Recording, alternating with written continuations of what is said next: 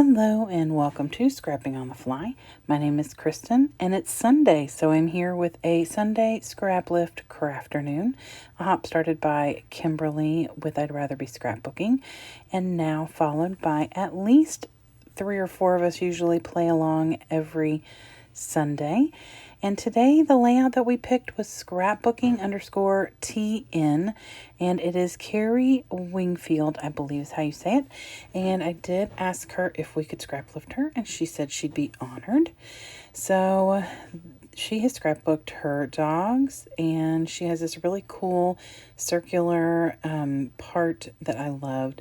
So I decided I'd use my Echo Park I Love My Dog, and I also have the Echo Park I Love My Dog frames and tags. And then I pulled some different things from my puppy dog stash, stuff from Crafter's Square, which is the dollar store, Recollections, Hobby Lobby.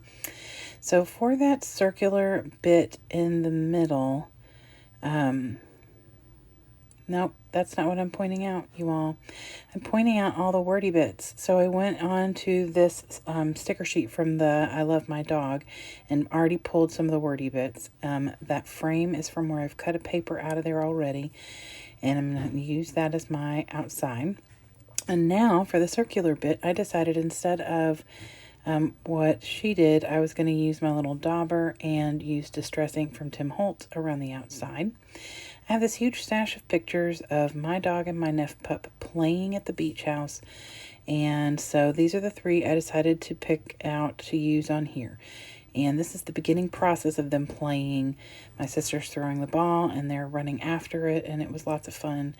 And so I've got my papers, my pictures, my embellishments, and this really cool layout from Carrie. So let's see how this goes. So I wanted to put it on white so that you'd be able to see the inking, but the white is what the background paper is based on, so it kind of disappears. So I thought, well, I could use this brown instead of white, this khaki color, but the khaki doesn't really go very well with the paper, so I was a little frustrated with that.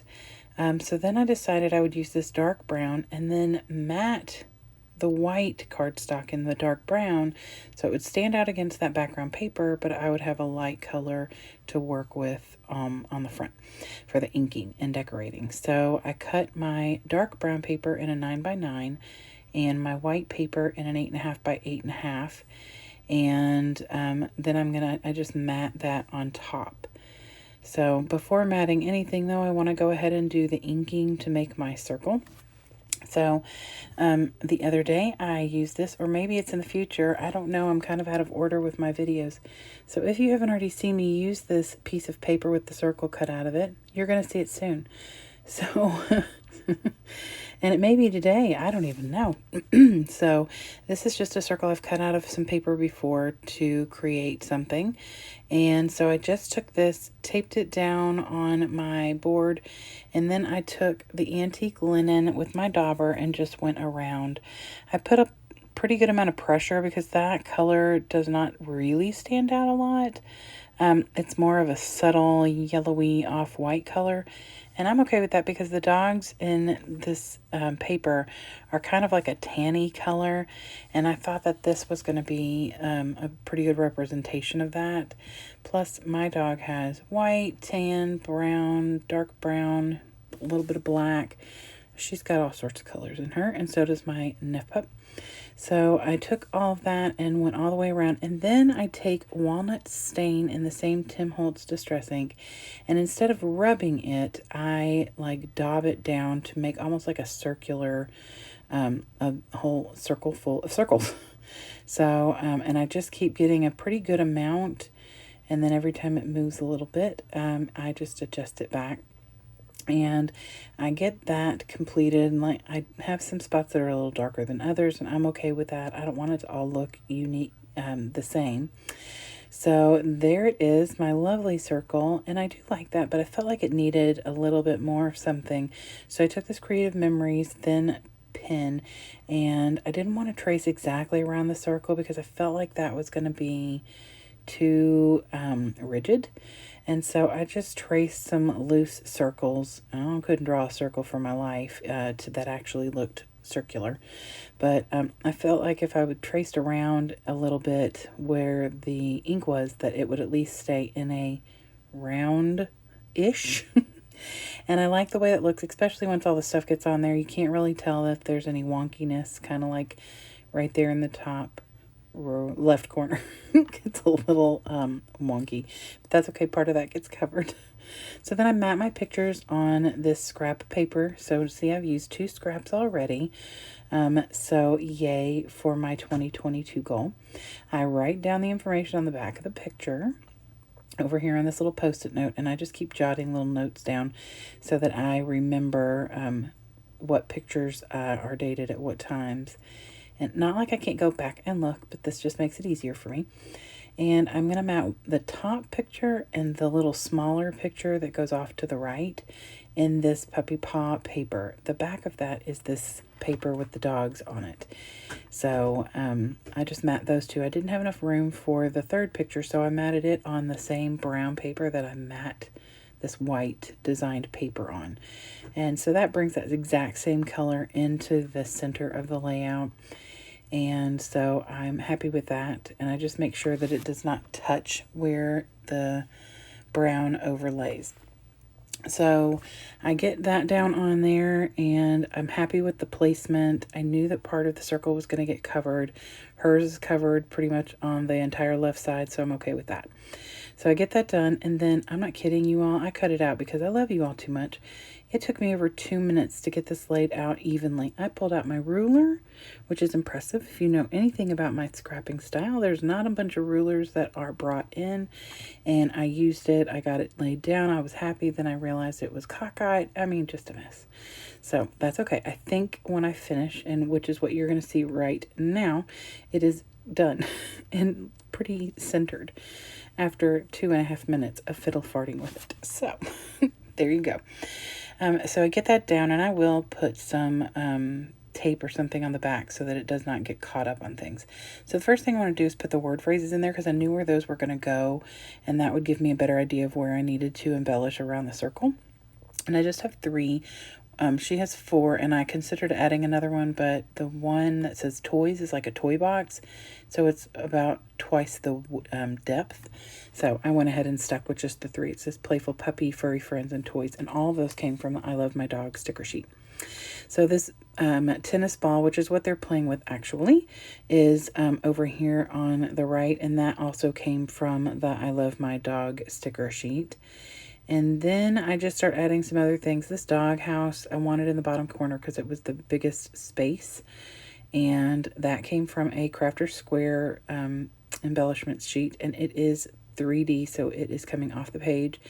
And then this little dog I put over here on the bottom as well because it's going to be the same color scheme as the dog house. And it also has that 3D part, and I thought I'd use that tag, but there's really nowhere for that to go, so I just leave that stuck to my little foam dog paws.